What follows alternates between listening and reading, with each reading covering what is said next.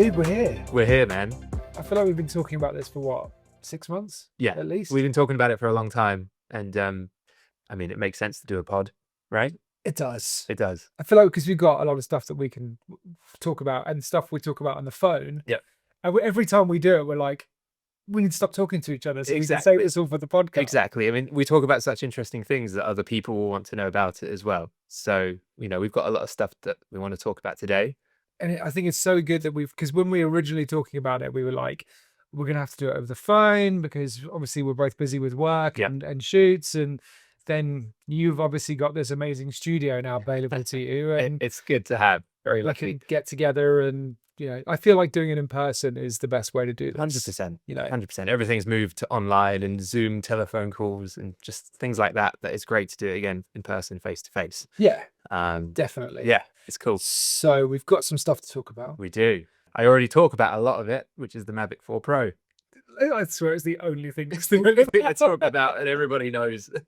Just like every day I see you like in Facebook popping up, it's just like, oh, it's another leak about a Mavic 4, and then it's Matt. It's Matt. It's only me. I just want to give. So I've got a question for you. Right. Are you dialed directly into DJI? No, you haven't got. I haven't got an endorsement. Right, okay. No, and I don't have anyone there. I just go on X, formerly Twitter, and then just that's where all the leaks are going. People get it. DJI don't have a good security system in place.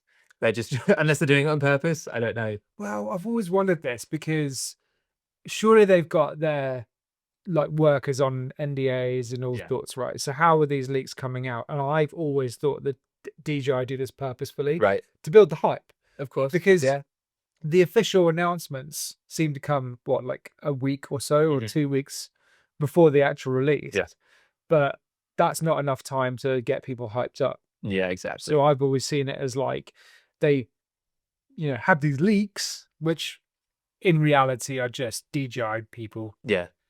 Well, they test fly their drones out in the public. There's all these pictures where they clearly don't really mind. I don't think there's I just don't think they care, to be fair, in a way as well. And you'd think, because a lot of the leaks are pictures of actual DJI employees. Yeah. And you'd think if DJI was seeing that and it wasn't meant to be out, those people would just get fired, right? I think the pictures we see are from the public. So you've got like pictures that are taken off from street level.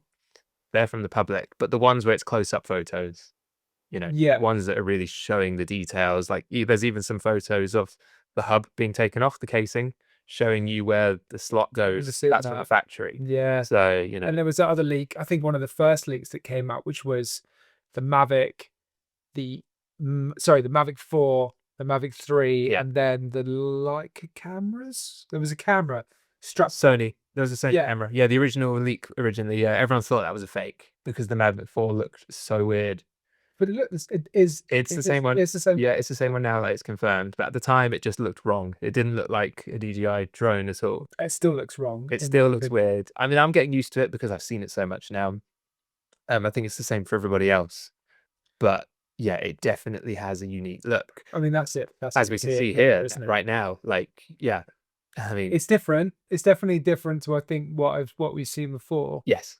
I think it's interesting when you look at the progression of DJI drones, not necessarily the old Phantom style, but where we started off with like the Mavic 1. Yep. And then where we got now, where that was quite square and boxy. Saw the same with the Mavic 2, the Air 2. And then we moved into Mavic 3 and Air 3, where we started getting these more rounded. Yes. It's looking more aerodynamic. Well, I was wondering that. I was wondering if that's like a conscious decision to make them more aerodynamic, because obviously we're seeing much higher flight times. Yep. And what are we looking at for? So it's saying 53 minutes. That's wild. Which is crazy. I mean, it's probably going to be 45, right? Yeah. In realistic terms, when you're flying in sport mode normal, you're bouncing in and out in wind, but that's still super high. And they're bringing out a new charger to come with it, which can charge all 3 batteries apparently in 90 minutes, 240 watts. Yeah. I don't know if it's, well, you would think it's going to be 3 batteries charging at the same time, but you can do with some third-party chargers instead of 1 battery at a time. It would be very useful if it can do all 3 at the same time. That's interesting, because as an FPV pilot, and obviously lipos, battery that I use all the time and something I'm very conscious of is charging lipos that quickly. How on earth are they doing that? Yeah. Because It's if gonna I wear went it to down. if I went to try and charge a lipo, those sorts of Gone. yeah. Yeah.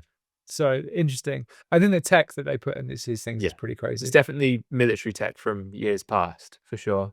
Now coming into consumer drones. But yeah, the main talking point obviously are the cameras. Mm-hmm. So the main camera was meant to be either 20mm or 24. Yeah. The leak that's just come out, which is apparently super confirmed, is now 28mm. So that's The 20, Mavic 3, 24. Yeah, they're currently 24. And So Air 3 is 24. they're all 24. So it's going in at a tighter 28, which can be quite bad in some cases. It means landscape is not going to be as wide. If you're using it close to buildings, it's going to be a little bit tighter.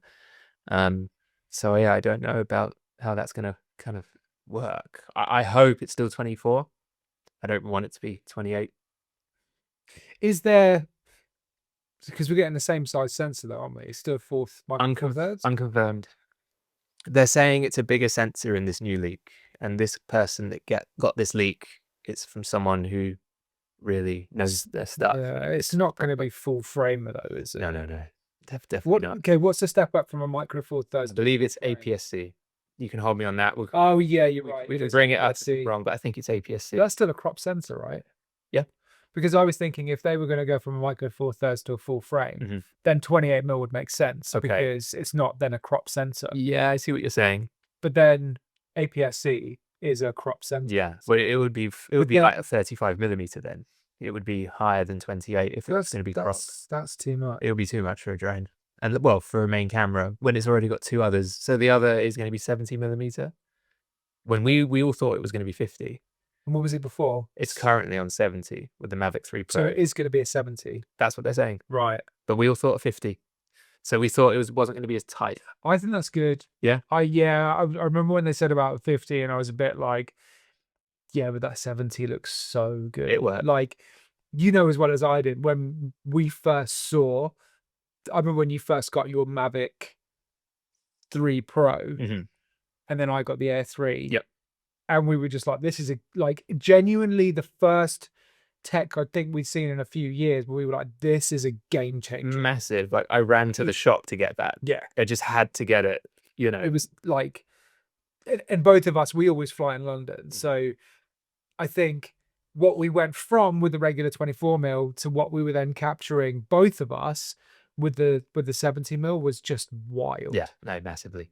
So that was a massive step up. Obviously, when we had the X7, that was a good idea, but the actual usability of it was debatable. There are some use cases where it might work.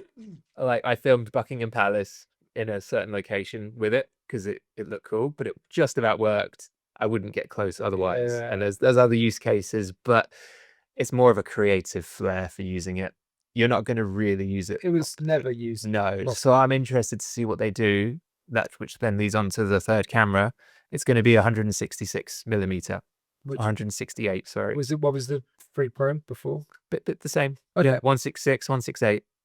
So that's not changing either. But the thing that should change, I mean, is obviously going to be the image quality. It has to get better. And if you can change the aperture on all three cameras, like you can with the main, that will be a big game changer. Because at the minute, the f-stop is locked. You know, you can't move it around. So if you can do that, then we're looking at a really, really good drone here. Really good. And that's going to be a big step up from the Mavic 3 Pro. Big time. Especially with 6K now as well. Yeah. You know, 6K on the main sensor. I don't think the other two cameras are going to be 6K. No. I could see that. Yeah, no.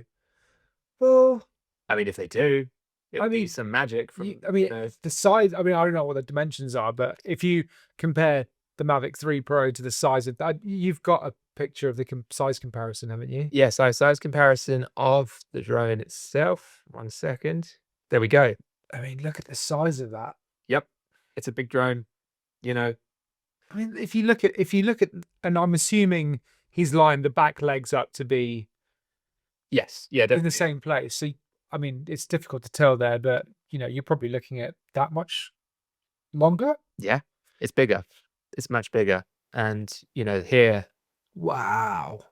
Here we've got the camera sizes. So you can see from the main sensor, it is bigger on the Mavic 4 Pro.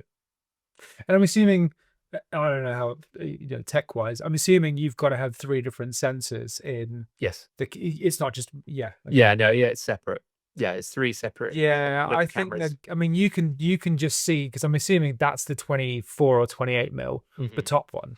Yeah. And then, yeah, there's no way you're going to have 6K sensors on those bottom ones, because they are basically, if you look, and I'm assuming these are, relatively close in proportion from the images, but there's no way you're fitting 3 6K sensors in there. Yeah, no. No. I mean, it would be some crazy magic. I mean, the bottom right one, that's probably going to be the 70 mil. Who knows? It looks like a bubble. Yeah, yeah, it does, doesn't it? The other one looks up more like a camera lens. But Yeah. it's funny that the top 2 camera lenses on the Mavic 3 Pro there, they look bigger in a way than the bottom 2 almost. But the actual lens itself is actually quite hiding though on the Mavic 3 Pro. But yeah, that Wally look on the Mavic 3 Pro, yeah, it's kind of got used to it. I remember when that first came out, I was like, that is the ugliest shit I've ever seen in my life. Because I feel like they made such a nice effort with the Mavic 3, what we're now calling the classic. Yeah, the classic. No, it wasn't. It was just the Mavic 3 original. And then they moved it to the classic. And then they have the classic. Yeah. I feel like they made an effort for that to look nice. Yeah. But it was weird because obviously they brought out the original Mavic 3, which everyone was like, this is great, micro four third sensor. The quality of that camera was amazing. And you obviously have the gimmicky x7 on there. And then they brought out what did they bring out next? The classic. The classic came after, but it took a while because when the Mavic 3 came out, it was filled with bugs. Connect to satellite, do log or something. I couldn't remember exactly. Log. Yeah, you're right. Or something like that, which is crazy if that was the case. But it was a mess. So I'm hoping the Mavic 4 Pro doesn't do the same. I think it should have learned from its past drones, especially the Mavic 3 Pro. So I'm pretty sure with the Avata 2 though, it had the similar issues. They had stuff that wasn't ready. Yes, came out. They did. So that's just, I feel like that's not a DJI specific thing. If you look at, I mean, wide video games, other tech, stuff just gets. Microsoft Flight Simulator 24, which is a game that I play. Yeah, it's riddled with bugs. Half the functionality doesn't work, and I feel like people just want to get stuff out because ultimately they need people to start paying for this stuff. Exactly. And then they can just do a firmware up. Yeah, that's how it goes. Yeah, with video games, it's true. A great example for that is Cyberpunk 2077. Is that the one? Yeah. That came out, absolute mess. Yeah. But the investors of the game were like, we need it out. We want our money back from sales. And that just didn't work. So, yeah. I guess that's when Exactly. But for this, it's going to be exciting. That's for sure. It's going to be awesome. I'm excited. So I think the leaks have we've seen a lot of leaks. So many, especially screenshots just like this, which confirms that it's got 4K at 120 frames. It only shows that it's being filmed in normal profile. So this is the main camera. But the interesting part here, you see it says 2.5 and 6. This is why people thought it was going to be a 50mm here on the x3. Why is it 2.5 and not x3? So it's going to be interesting with what they announce on April 17th. So do we 100%? We don't know. We think we know what the millimeter is on the main camera. Yes. 28. 28. Yep. So simple maths. What 28 by 2.5 is? Okay. I see. Do you know what I mean? So then you should be able to figure out what those other cameras are going to be. Okay, fair enough. Oh, this is all unofficial. That's very, I didn't even look at it like that, which makes so much sense. But then it makes sense. Yeah. But then if it's a 24, then those other cameras are going to be completely different. Yeah, no, big time. I mean, so I'm just going to pull up a calculator. But let's do it. We're on the fly here. But yeah, the next shot. So what do we say? If we go 28 mil by 2.5, yeah? Yeah. An embarrassing calculation we're having to do right now. It is 70. It is 70. I just do wonder why they're labeling it as 2.5 instead of 3. Maybe just the 3. It confirms it's 28mm then. Yeah. So if we were, and I don't care that I'm doing this because I'm a drone pilot and not a mathematician.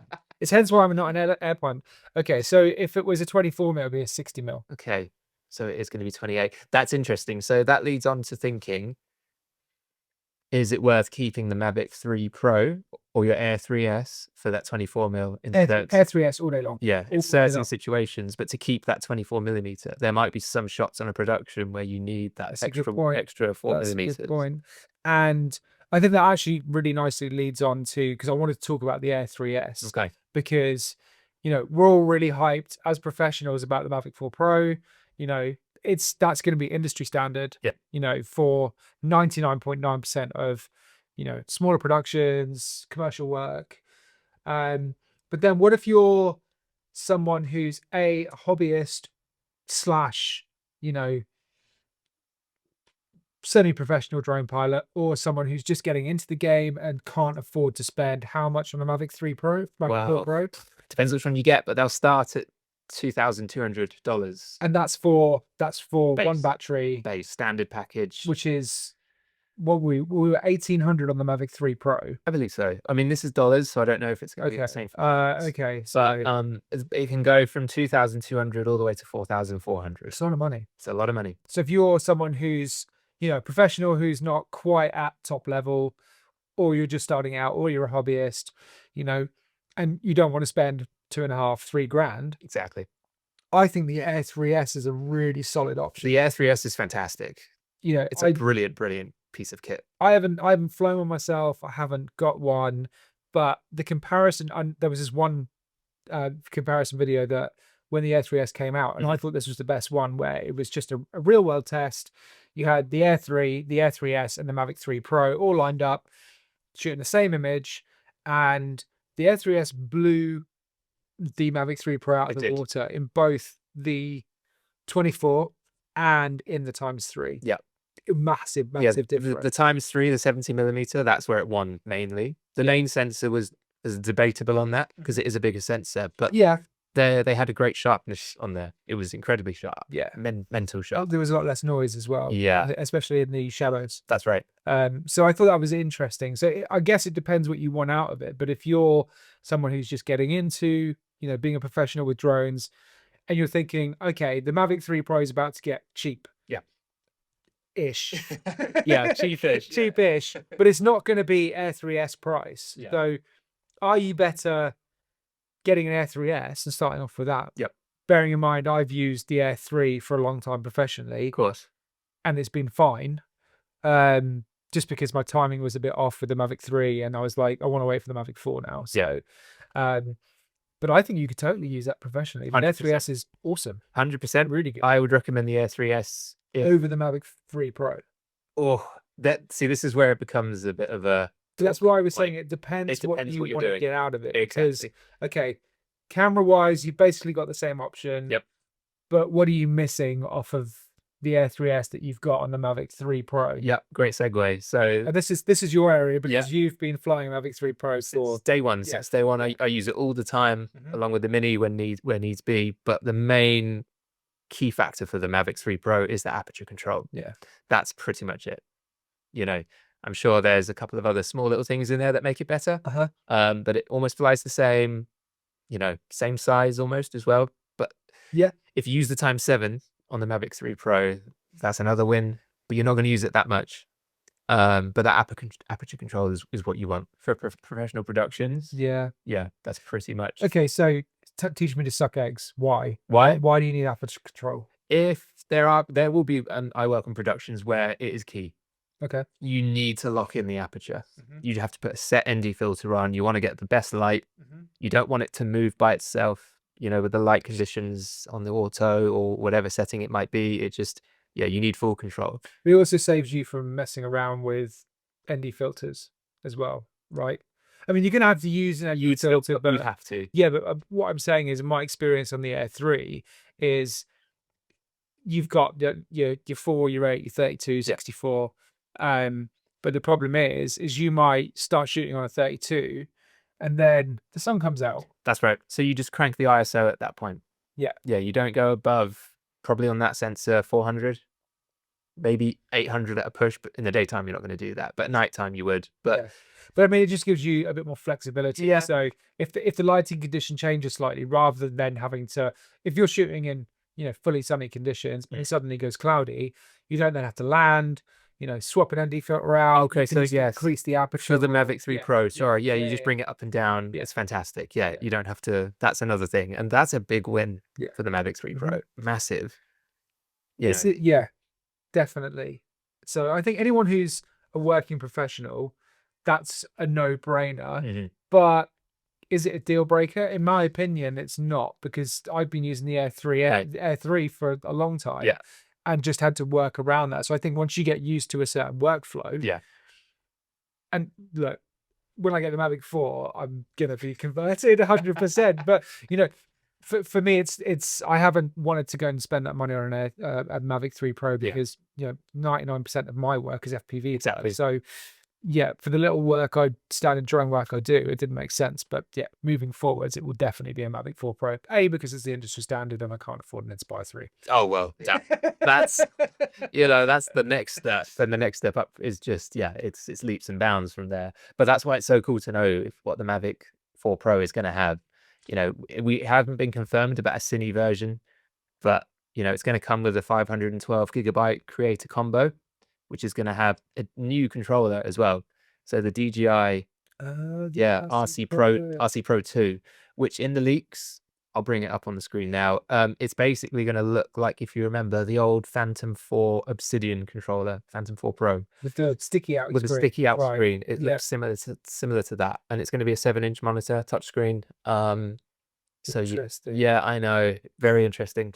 Why are they not okay, that's a weird decision though, I feel, because why would you not have, because you've got the Inspire boats, which are they look like the the PlayStation handheld gaming consoles. So you mean like the new ones they're using for the Matrice? The big I forgot the name, but why would they not use that? Is that what you're saying? I don't know. Why would they not use that? Why would you? Maybe they are. Why would you invent? We just don't know.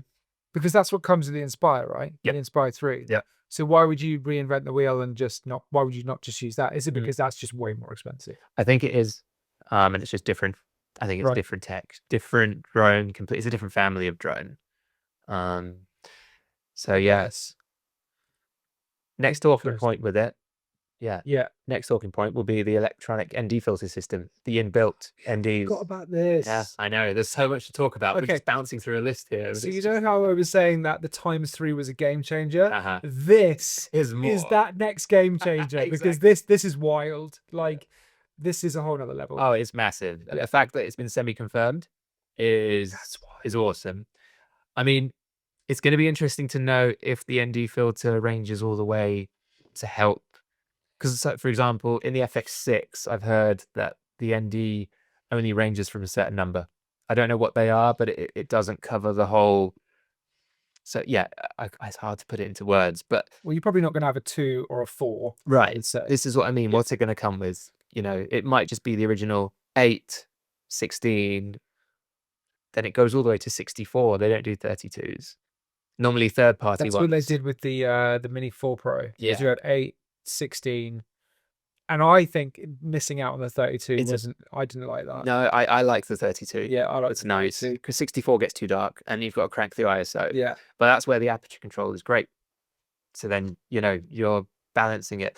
So it's going to be awesome. It's going to be fantastic, and the fact that it's going to be 6K as well. Yeah. So is that going to? I'm assuming that's going to be on all 3 cameras. This is it as well. Yeah, good point. The ND filter, you'd think realistically can only go on the main camera, right?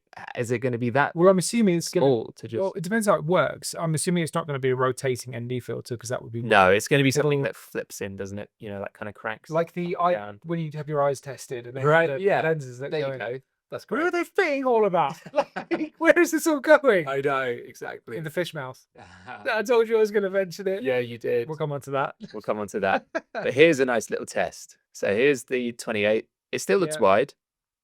It's fine. You just got to back up a bit more, right? Exactly. And then that's the ×15. So on this one, that's going to be digital. They've cranked it.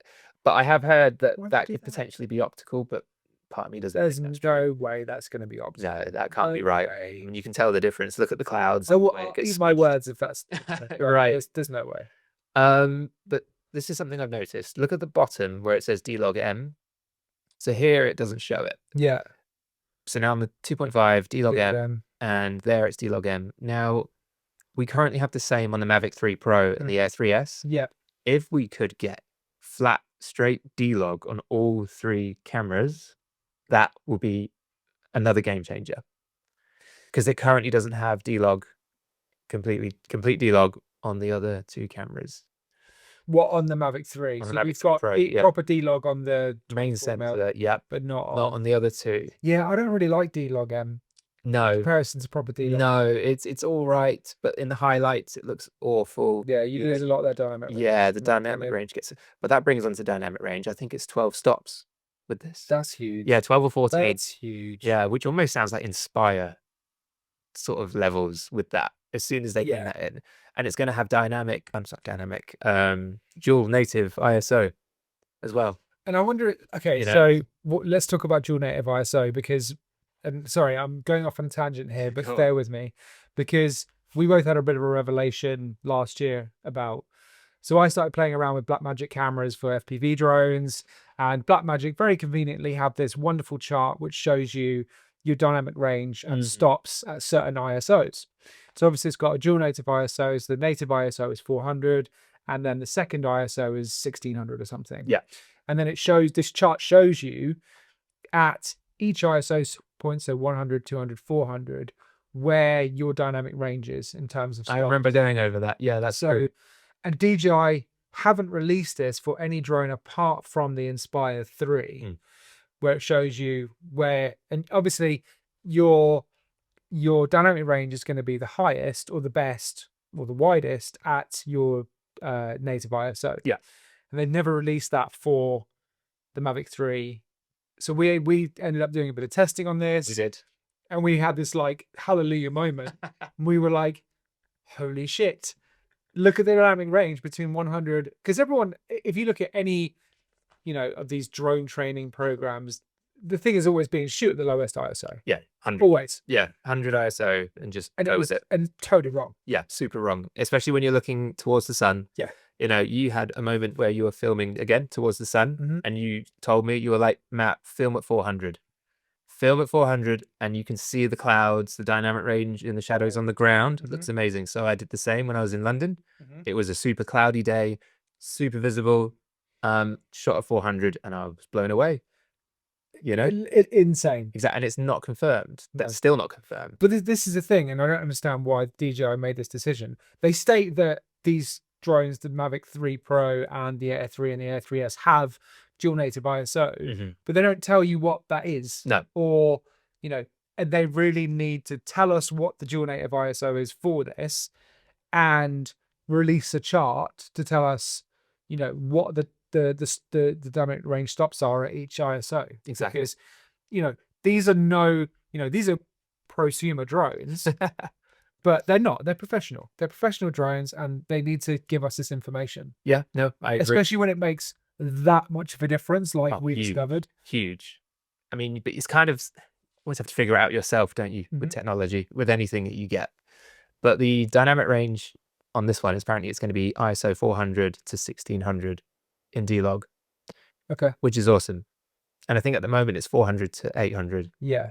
Yeah. And when you start pushing 800 on the Mavic 3 Pro, when I fly in London at night, it's starting to crush. Yeah. It doesn't look great. And, don't use I don't know what the preset's called. Night mode. Don't use that. No, don't use night mode. It's really bad. It looks good on the controller. Yeah. But when you bring it into post, you can't do anything with it. Nope. It's awful. You're still better off filming in log, at the native ISO, 400, 800. 800 at that point. Yeah. It'll be 1600 for now. Yeah. So double this. And that's massive. Yeah. And you bring the shutter speed down to the lowest. So here in the UK, 25. I wouldn't do 50. No. Don't double that shutter to 100 because that's crushing your light already. Yeah. You want as much light as possible to come in. And especially, that's counterintuitive in the camera world because you wouldn't do that with a ground. No, I know. Exactly. Generally, you're so high up. If you're filming night scenes, you're going to be high up. You're not going to be filming a particular subject. No. And if you are, you're probably filming it for production and be using Inspire 3. Inspire 3. Exactly. So, exactly. don't worry about bringing that shot in because stuff's not moving fast enough for it to be a problem. Like, for example, this is going to hurt people who go by that rule, but I will film in 25 frames and bring the shutter to 25 or 50, whichever the lowest. But it looks okay because I'm filming landscape. It's not like I'm filming a sports car or a train going by. Then it will look quite bad. So, Yeah, but I mean, how often are you going to film a sports car at night time? Yeah, Let's face it. And if you are what is that monstrosity? Is that an AI generated image? We have to pop that up because people aren't seeing that. So. Yeah. Okay. Sorry, I shouldn't have mentioned that. But yeah, so okay, so the one question I had is how much closer do you think we're going to be from the Mavic 4 Pro to the Inspire 3? I think we're more Inspire 2 territory. Yeah. Almost. Makes sense. Almost. I don't know if we won't know right now if it's going to touch on it, but it would be pretty cool if it does at least Inspire 1, I think. Oh, I think yeah, no problem. Definitely. I think we're on that sort of territory now. People that fly Inspires only are probably hating us right now. They're commenting in the section like there is these guys don't know what they're talking about. We don't, but we semi do. Yeah, when it comes to Inspires, obviously we don't have one. We've used them, but yeah, we obviously want to compare, right? So we think it's going to be on that same level. Yeah, and I think in ideal lighting conditions, you're not going to see a massive difference between the likes of the Inspire 3 and even a Mavic 3. Oh, crazy. It's we'll pop some footage up here we did in London. It's just bonkers what it can do. Yeah, but I think during the day, I don't think you're going to see a massive. Oh, in the day, it's not the gap is going to be low light. That's where the biggest difference is going to be because when you shot in London with the Inspire 3, I couldn't believe it's crazy, isn't it? How good it was. Even I can believe it. It was unreal, nuts. And the good thing about it when you do film in day, it's the focal length. Yeah, and it's the dynamic range is just so amazing. It's just epic. And I don't think that's got a full frame sensor and it's 8K. Exactly. Yeah. So, but how much closer is the Mavic 4 going to get us to that? Because I'm getting there for sure. At the moment, it's just about usable with the Mavic 3 Pro at night. Yeah, I would say probably the Air 3S is probably stronger at low light performance than the Mavic right 3. now. Yeah. It's funny how it's kind of like going backwards and forwards with it. Like the Mavic 3 Pro is meant to be the better drone, but the Air 3S, which doesn't have much features, is a little bit better than it. Well, they sort of did the same thing with the fighting each other on that. The Mavic 2 Pro and the Air 2S. Because actually the Air 2S was better than the Mavic 2 Pro. Yeah. But then they obviously then brought out the Mavic 3, which was then much better than the Air 2S. The Air 2S was still great. Like, I still think that of all the drones that I've owned, that was my favorite camera-wise. Yeah, 1-inch sensor. It was incredible. Just like me with the Phantom 4 Pro. Yeah. Incredible drone. Oh, this seems like such a long time ago now. Yeah, I think it's about 5 years. That's wild. I think so. Yeah. Do you think we'll see a Mavic? Phantom? No, the Mavic is a combination of what because think about. Do you remember the Mavic 2 zoom? Yes. So think about it. It's the zoom lenses we now have. Yeah. Lenses we now have. So it brought it all together, and they've just merged it into this lovely frame of the Mavic. I don't think they wouldn't need to. Yes. There's no real use case for it. Exactly. It's just too big. So yeah, we've got the release date as well. Apparently the 24th of April. Wow. That's not far away. It's just a month. It's a month.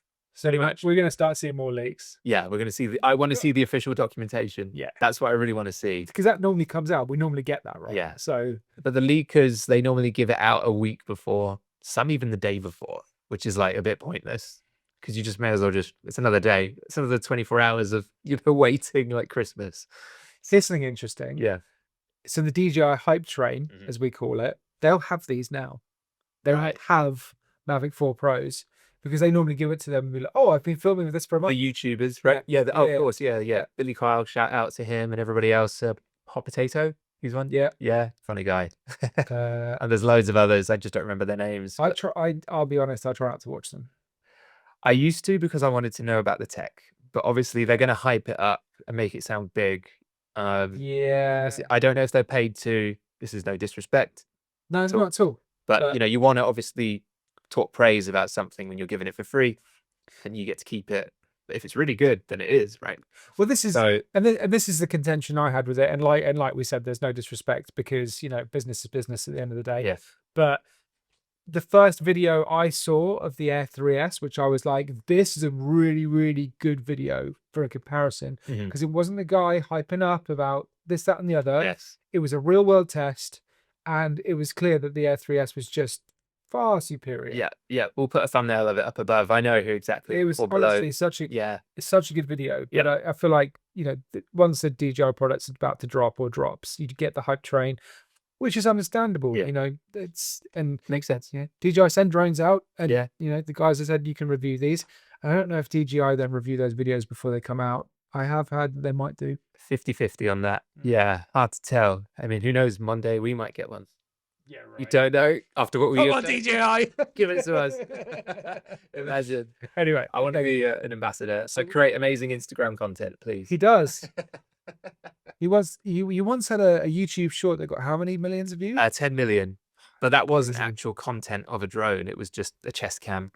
I was flying in Cambridge, and yeah, people love interaction, That was stuff like wild. that. Exactly. Okay, so You know, we're looking at notes here. away. So now this is interesting. LiDAR infrared on the arms of the drone. Where? See this down here Okay, and right there. I thought those were light. Oh no, because the lights are on the edges. Yeah, to the lights point- are on the yeah. outside like they normally are. So the LiDAR is Okay. on the arms, and he's even got it on the back. Okay, so they had LiDAR on the Air 3S, right? Yeah, on the front, on that Okay. like thing at the top. Okay. Yeah. So I have a bone to pick about this. Mm-hmm. I do not like the idea of subject tracking. at I've all. never used it. I've No. never used it. No. I also think it's dangerous. Super. Even though it's semi-safe now, still. I still can't tell you how many videos I've seen of people following cars Yeah. or following themselves to riding a bike, which is just mental in itself because Yeah. you're breaking basically every rule in the book. But mainly from America, aren't they, those ones? I've seen British ones doing Oh, it. you have? Yeah. Okay. I remember there's this one, the guy was following his car at, you know, street lab level, and a truck just went past and was like millimeters Yeah, that was away. on the groups. Yeah. I just don't Yeah. like it. If I the don't- drone professionals here are And watching, I you know. don't get it. If you're out on you know, a mountain bike ride without trees, or you're out skiing, fine. No course. problem. Yeah, But there's a people time and doing a it in place. built up areas, I just think it's mental. Yeah, you want full control, don't you? You need full control. And I think that's if that is the case, why would they bother with that? Because these are, in my opinion, not geared towards beginner drone pilots. No. Especially with the weight, which we'll come on to in a minute. Yeah, that's a big one. You know, these have the potential to really, really hurt someone. Yeah. So I get it, but a professional is not going to use that feature, in my opinion. No. And I haven't, and I probably wouldn't, unless it's something completely different to what we're thinking about it. But I can't see why you would need LiDAR for anything else. No, I agree totally. But yeah, it's interesting that. And while you were talking about the weight, let's just go straight onto that. Yeah. Because it only makes sense. Mm-hmm. So it's meant to. It's a heavy beast. It's a heavy beast. It's just over a kilo, 1,045 grams. So another 100 grams over the last one. Yeah, it was 9 something. So call it 100. So it's very similar. But now we're over the kilo. I mean, that's heavy. It's heavy, you know, and there's the Drone drone. speed, what, 40, 45 miles an hour? I would say, yeah. We haven't got confirmation on that. But And I'm guessing the only reason that's heavy is to accommodate probably better technology than we've had previously. yes, Bigger batteries. yes, because big battery. 52 It's minutes flight time. huge. It's massive. Like the And then- switches of that. That camera housing is probably heavier than. Yeah. So actually, only 100 grams more Exactly. over that's pretty. And actually, thinking about it, as tech gets better, it gets smaller. So Yeah, it's probably the weight's probably the battery and the new camera. exactly. It'll be interesting. And while we just touched briefly on the camera there, something we forgot to talk about Mhm. was that it may do vertical filming. Oh yeah. We forgot to talk about this. The elephant in the room, literally, is that That's like- it can rotate completely as well. So that's like actually 3 pretty game-changing Yeah. features on. It means I don't have to take the Cool. Mini 4 out to get social content. And clients ask for vertical filming, so there'll be jobs where I have to land it, the Mavic 3 Pro, Yeah. take the Mini 4 up, Mhm. and just constantly switch controllers, switch batteries all the time. Mhm. So that's going to be awesome. And it can look up and down fully. So it's going to have amazing capabilities, even for survey work. So yeah, but back onto the weight. Yeah. So we're going to be in class category C2. Which for is this fine one. because that's still the same as the Yeah. Mavic 3 Pro. Still the same. Still the same.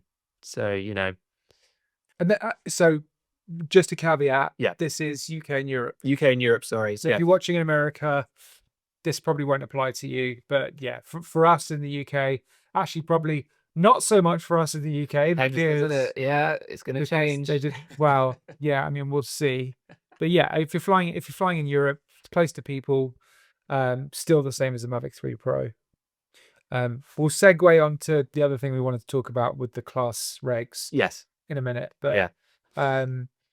yeah, not a huge amount with the weight to talk about. I don't think. Exactly. Yeah. It just, yeah, well, you can still pilot it in the A2 subcategory. So, Mhm. you know, as long as you're 50 meters in the A2 COFC, it's the same. There's no difference. It's 50 meters, no overflies. That's right. Yes, exactly. So, you know, it's all good there. And the next one from that is the C3, which is drones over 2 kilos. Mhm. So, yeah, I believe that's the What drones are there? They must just. the Inspire. It's just that though, isn't it? There's nothing. No, you've obviously got the Matrices, you've got Oh, of the big course. boys. I don't You know, think about we those don't. because- We're videographers, we're filmers, so we don't think about those No. those drones. But you do obviously have the custom drones that you could fit ARRI cameras, and look what they did in Adolescence, where they fit the Ronin 4D That's mental. onto that. So Yeah, good. crazy, amazing. The other thing I think we were wondering when we were originally talking about, and I think this is a bit of a far fetch, is dual operators on the Mavic. No, not yet. I don't think we're getting there. We're Not not yet. there yet. No. But also, I think that would encroach on the Inspire 3 Yes. too much. Yes, too much. If it was capable with the Inspire 3 controller, then it might be possible. Or they bring that tech into the RC Pro 2. I don't know. Who knows? We don't know until April the 17th when, well, no, April 24th is the actual release. Because I can think of a lot of situations where I've done a job. Okay, let's say the Amazon Prime thing that we did. Yep. Most of it was FPV, but there were certain shots where you were flying the Mavic 3 Pro, Yeah. where it would have been way easier to do it as a dual op Yeah. than as a single op. Exactly. Then you would just argue, do it on Inspire. It's like when we do jobs know. with Inspire 3 and I'm flying and you're, using the camera. So, but then not every production or commercial shoot that you do has a budget to bring in an Inspire 3 because it's expensive. Yeah. So I think that would be a really nice feature to see in the future at this price point. Yeah. Over, the Inspire 3. Yeah, it would be cool. I'm quite interested. I'm genuinely, we've got a month to go. 17th is the announcement. I don't know if we'll have anything by then. Hopefully we do. But 24th, add it to your basket. Because the thing, start saving. Yeah, I mean, you're not going to have the full capability of the Inspire 3 in terms of movement because it's 360, right? You go all the way out. Exactly. Whereas with a front mount down, left, camera, right. Yeah.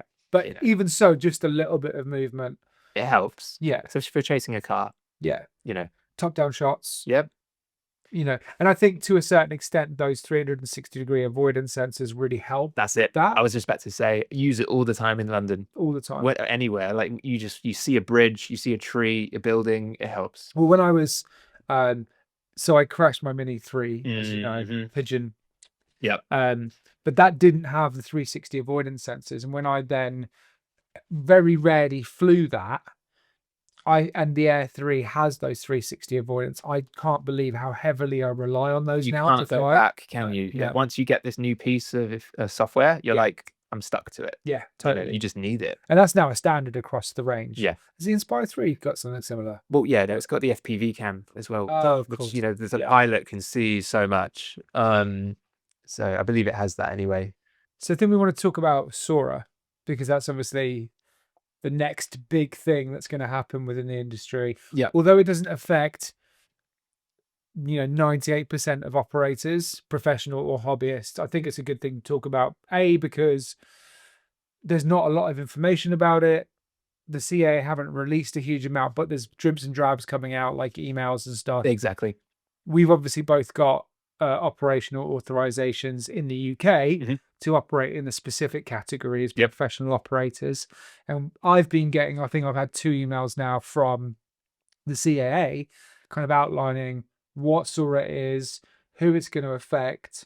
But I think for a while, before we were getting good information, I say good information from the CAA, information from the CAA. I'm going to get an audit soon. There was so much assumption happening on the forums. Yeah. You know, we're not going to be able to fly in London anymore. Yeah. You're not going to be able to fly close to people. So much fear behind it. Massive. Yep. And my point was always the same. Until I hear information from the CAA or from Graham. Graham Degg. Big up Graham Degg. Until I hear anything from him or the CAA, I'm just going to ignore it all because it's all just noise. Yes, it is. But now we have a bit of information. So SORA is not going to affect current PDRA01 authorization holders, i.e. me and you. Yep.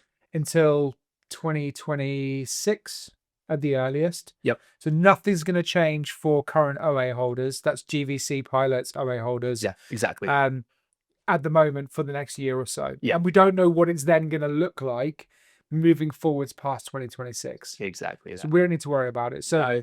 currently our OAs are going to be fine until next year. Yeah, it goes live in, well, yeah, exactly. It's going to affect OSC holders though. That's the only people it's affecting. And that's a very, very small percentage of drone ops. And you're talking drone ops who fly in films, TV series. So you're talking people who are flying Alter 8s, biggest Inspires in the middle of London, that kind of stuff, where they need additional permissions to fly much closer to people with these huge rigs. Yeah. So, and the CAA are talking to those operators directly. Right. Okay. Well, that's good. So, that's good. They're talking to them. But will they listen? That's what the CAA say they're doing. Well, let us know. Are they talking to you? Yeah. I don't personally know any OSC holders. Yeah. Like, I know a few I talk to, but yeah, it's not going to affect most other pilots out there, especially it's not going to affect anyone who's operating under A2 COFC right, or OA holders at the moment, unless you've got an OSC. No, yep. Now SORA is something new in the UK, but it's been running for a couple of years in Europe already. So it's kind of stupid because the UK drone industry was always seen as being at the forefront of the drone industry. And since we left Brexit, it's very much now been flipped on its head. Yes. And we're now behind. We're behind the rest of Europe. Yes, 100%.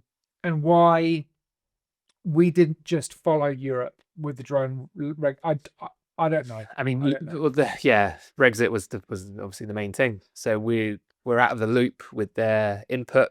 You know, the CAA were probably not involved in any of their meetings anymore. Nothing. You know, it was just completely left out. But it would have been so easy to get information from how they're doing it. And of course, the groundwork was there. Yeah. The framework was there already. Yeah. Because we were basically had already, made it happen in the UK. Yeah. With the A2, the class markings, all that kind of stuff. Yeah. We'll obviously come into that in a minute. Yeah. But yeah, we just went on this tangent because I don't know if it was like an arrogance thing, but probably it's something I don't really know too much about. Me neither. People will say a cap number, and know everything inside it, which is just insane. I'm not one of those people. No, not at all. Just tell me what's changed in layman's terms. Can I still fly my Mavic 3 Pro and my new Mavic 4 Pro in London, 50 meters from people, or even less? Who knows what the new rules will be? Just what can I do? That's all I want to know. That's fine. Exactly. And obviously we both have operations manuals, which we fly under, and we know how to operate, these larger drones. Yeah. And I think the main difference between the OA and a A2 is the fact of overflight of people. Yeah. Because that's what means that we can then fly in London, rather than it being a bubble. Sorry, we have the bubble, but with an A2, it's a horizontal separation based on height. So I think it would be good to get Graham on board for a chat. Yeah. When something big next lands, I think we should get him on board. Yeah. Yeah, Graham, you hearing? I know you want to come on. I haven't spoken to him in a while. Oh, I think, it's important that we don't jump ahead of ourselves with Course. regulations. Yeah, like people And did. I was That fear was crazy. it was wild. It was right? insane. I just had to dive in on these Facebook groups and be like, look, stop this. Yeah. You're all saying, oh my God, we're not going to fly. Oh my goodness, we're going to lose our jobs. Like, come on, man. And it was never going to happen. No, That's too never much, going to happen. Too much. And I think, as much as people give crap to the CAA, I think they're under-resourced, which is a big problem. Yeah. But I think, they're getting there. Yeah. And, I don't think they want to hurt the drone industry. Obviously, it's about being as safe as possible, making sure that, drone operators are being sensible at the end of the day. And that I wholeheartedly agree with, but it's the misinformation. Exactly. And, the amount of information that we've been getting isn't ideal. Well, they've got so much to deal with, more than just drones anyway. Well, it's manned aviation is that's the small part of way bigger. Yeah, you know what I mean. So but at the same time, they really have to invest in the industry because it's grown exponentially in the last couple of years. And you say they're now looking for new staff. Yeah. So again, this brings us on to the next point, because a big contention of the move away from following the rest of Europe is these class markings on drones, which would fit into the open category quite nicely. So your sub 500 drones, which are mini threes, and I think they're class C0 or C1. Then you've got your class C2 drones, which operates in the A2 category. Yep, like your Mavic 3, Mavic 4. Which enabled you to fly something like a Mavic, within 5 meters of people in a low speed mode. Yes, I love that. That's good. And I'm talking about this and I'm really having to rack my brain because it was such a long time ago that we were talking about this. And I remember when it first got introduced before we left before we left the EU. Yes. And it was like, oh my God, this is a game changer. Yep. Rest of Europe, everyone's operating like that. Yeah. But here we're still so far away from it. But I think you can safely operate bigger drones like the Mavic sensibly closer to people 100% in a low speed mode. And I think there would be less of a need for people to constantly operate under the PDRA 01 like we do if we were able to operate under the class markings. So I think it's coming back. Yeah. Okay. So I saw a video by Geek Spanner and he mentioned this. This is none of my investigative work that I've done on my own. I know nothing about this. So essentially, they've seen a post on LinkedIn, a job post by the CAA, and in layman's terms and as short as I possibly can, it's essentially looking for a manager to oversee the implementation of that in the UK. I know a person who can do that job very well. Who? Graham Degg. Wouldn't that be it? Oh my! They would never do it. They would never hire Dave Graham. It only makes sense, doesn't it? In a way. I mean, if there's anyone, there's no one more qualified. Exactly. Right? Exactly. There's no one more qualified. So, Graham, you should apply. Yeah. You should do it. I don't think he'd take it up. I don't think he would either. He wants to fight them. Rightly so. We're both getting audited now. You know that, right? Good. No, not good. I was trying to make it sound like it's okay. It is fine. Yeah, it is fine. Good stuff. But yeah, so I think it's interesting that it may be coming back because I think the industry really needs it. So we've got around a year, 2025, 26. I mean, it's going to be a slow burner. I think it happens when it happens. Yeah, just let it flow. Let it ride out. But the industry, we need it. We do need it. There's definitely situations where, obviously, I've got an A2 and a GVC and an OA just like you do, and there's definitely instances where it would probably be better to operate under the A2 than an OA. Okay. So interesting. I think it'd be a good move for the industry. So we'll see what happens. We'll see what happens. It's a moving development, so I don't know too much on it, but I always try and follow it where I can. Yeah. So I wanted to talk about this, right? So you've just pulled this up by accident, and I just remembered it. But okay, so you saw a drone operator on Facebook, yes, who put up a post about doing roof surveys. Yeah, for £99 on Checkatrade. We're not going to talk about the price. I've got my own feelings about that. I'm curious to know. You got quite excited when I brought this up. Okay, but I want to know why. Okay, I'll tell you why. I think that price is ridiculous. It's, first of all, okay, and I've always had a real contention about this, right? Because there's always been this thing of the drone industry being a race to the bottom, Yeah. which I find is just ridiculous. And it's and I get it. I get why people do it, and it's done in other industries. But the problem is, if you're a drone operator just coming into the industry and you try to undercut everyone, Yes, just devaluing the industry. 100%. I mean, that's a given. Everyone knows that. Yeah. You know, it's just a horrible thing to do. How are you going to make money from doing a roof survey? Everybody says that. Everybody says that. How? You know, like You you've can't got your just say you run insurance a to business like cover. that. Exactly. I mean, we click on book your inspection. It's once your postcode. So it's almost, I mean, it's Checkatrade, right? So it's like drone safe register. Mm-hmm. So it's going to fire this off to people who clearly have a rate of £99. But if you, yeah, and I get it, and to be honest, they're probably targeting individual households, 100%. homeowners. I do survey work for industrial companies and Mhm. proper consultancies, and they won't go on this. They won't. They just won't. And I'm guessing Checkatrade is more aimed at the not the commercial market. No, it's homeowners, homeowners. plumbers. You know, you want toilet fixed. You know, you've got something on your roof you just want looking at real quick. And I get it. I get it. And I get it. But even if you did a roof survey every day, 30 days a month, how much are you going to earn? Yeah, exactly that. It's don't get me wrong, it's not a bad. I It's understand. not bad, but you're devaluing the industry With what it could be. Yeah, for sure. So I think here we go. A licensed drone operator will capture high-res images of your roof, and their AI-powered software will put it through generate for reports. What AI-powered software is that going to be? I mean, you put your photos into Lightroom, you edit them.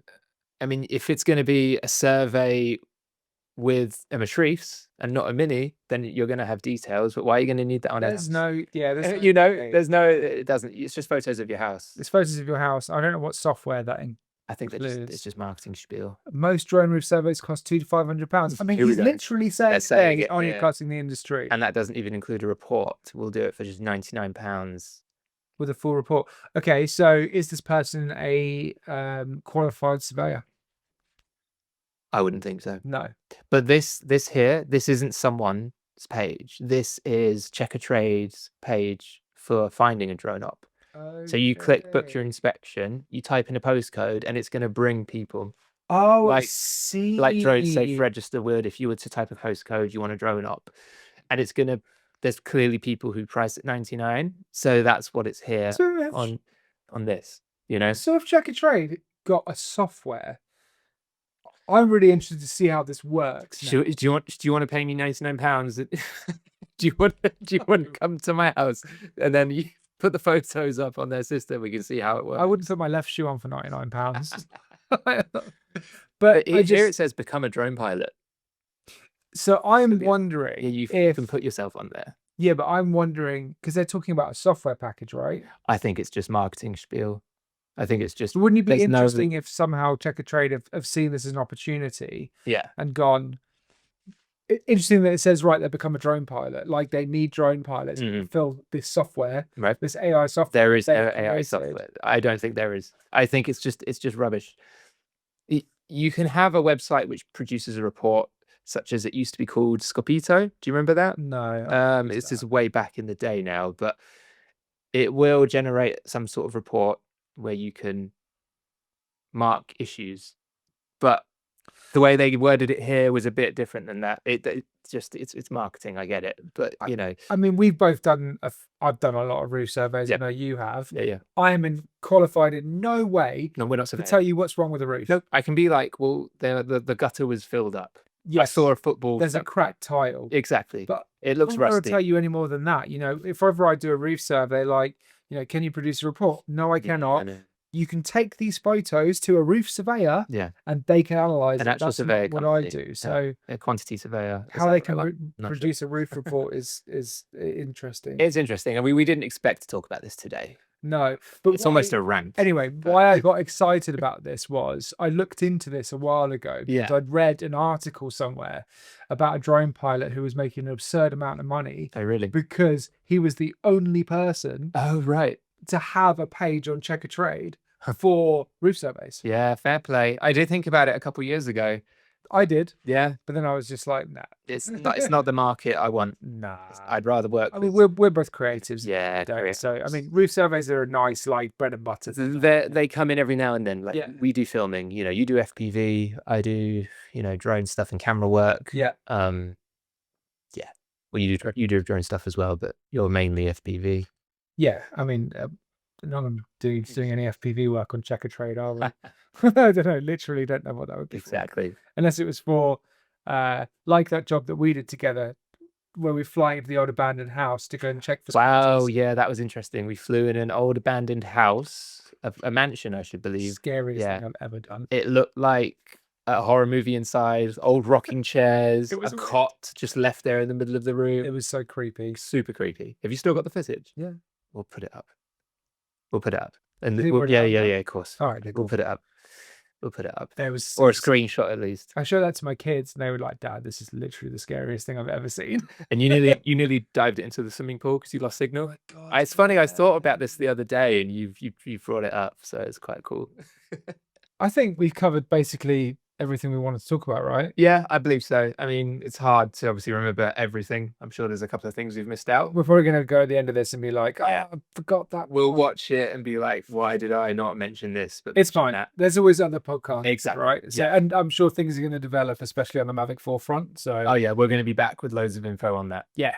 When we get it. Yes. When we it's get it. It's going to be really soon. I'm thinking it's going to happen soon, right? Can't wait. So I'm genuinely pumped. Super. So, yeah, we'll see what happens. But I think we'll be going for like just over an hour now. So yeah, we'll wrap it up there, and we'll catch y'all next time. Yeah, man. Boom. Good stuff. Sweet. See you later.